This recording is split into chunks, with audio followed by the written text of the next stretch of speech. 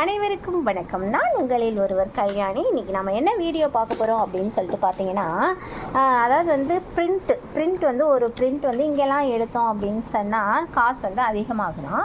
அதனால் என் பிள்ளை வந்து டெல்லியிலேருந்து பிரிண்ட் எடுத்து கொண்டு வந்து படிக்கிறதுக்கு எடுத்துகிட்டு வந்துருக்குறான். அதை பற்றி தான் இப்போதைக்கு பார்க்க போகிறோம். என்னதுடா இதெல்லாம் என்னமோ போட்டு ஒரே ஸ்டாப்லர்லாம் போட்டு என்னதாண்டா இவ்வளோ நோட்டுங்களை புக்குங்களை வாங்கிட்டே இருக்க விஷ்ணு? இதெல்லாமே நோட்ஸ்மா. நோட்ஸ்னால் என்னது?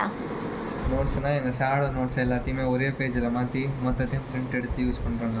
என்னது உங்கள் சாருடைய எல்லா பிடிஎஃப்பையும் சேர்த்து ஒரே பிடிஎஃப்பாக சேர்த்து எல்லா பேஜையும் ஒரே பேஜில் போட்டு மொத்தத்தையும் பிரிண்ட் எடுத்து யூஸ் பண்ண போகிறேன். பிரிண்ட் எடுத்து யூஸ் பண்ணணுமா? ஆமாம் ஆமாம். டெல்லியில் ஆர்டர் கொடுத்துருந்தேன் போடுறதுக்கு. எங்கே டெல்லியிலையா? டெல்லியில் ஆர்டர் கொடுத்து இப்போ வந்திருக்கா? ஆமாம், இங்கே அதிகமாக காசு கேட்குறானுங்களே போட்டால். ஒரு பிரிண்டிங்க்கு 5 ரூபா கேட்குறானுங்க. ஒரு பிரிண்டிங்க்கு 5 ரூபா கேட்குறானுங்க. இப்போ டெல்லியிலனா எவ்வளோ கேட்குறாங்க? 50 காசு தான் கேட்குறாங்க ஒரு பிரிண்டிங். 50 காசா? ஆமாம். அதனால இங்கேருந்து அங்கே கொடுத்தியா? இப்போ அங்கேருந்து உனக்கு இந்த இது வந்துச்சு. இப்போ எவ்வளோ தான் மொத்தமாக வாங்கினாங்க இந்த பிரிண்டிங்க்கு? 550 பேஜுக்கு 300 வாங்கினேன்.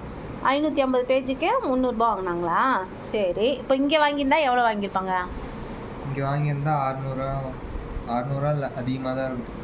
இப்போ அதுக்காக இங்கேருந்து டெல்லிக்கு கொடுத்து அனுப்பிச்சி விட்டேன். சரி. இப்போ எல்லாத்தையும் கரெக்டாக வந்துச்சா? இப்போ இதை வச்சு படிக்கணுமாங்க? ஆமாம். சரி. ஓகே, தேங்க்யூ ஃபார் வாட்சிங்.